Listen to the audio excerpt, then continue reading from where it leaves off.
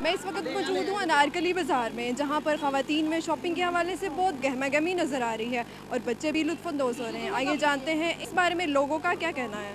मैं वारी जावा, मैं वारी जावा, साथों की हो यार कसूर रे, मैं वारी जावा। हाँ जी, हमने यहाँ पर शॉपिंग की है, कपड़े खरीदे हैं। हुकूमत को चाहिए कुछ करें, कम करें महंगाई।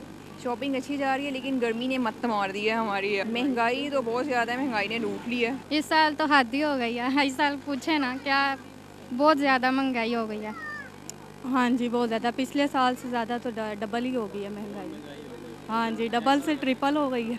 हाँ जी, बहुत काफ़ी महंगाई हो गई है। हुकूमत ने काफ़ी ज़्यादा महंगाई कर दी है, इसलिए सार्फिन को बहुत ज़्यादा परेशानी का सामना करना पड़ा है। हमें तो बहुत ज़्यादा परेशानी हो रही है शॉपिंग करने के दौरान, मगर ये फिर भी ऑब्वियसली हमें करना तो पड़ता है।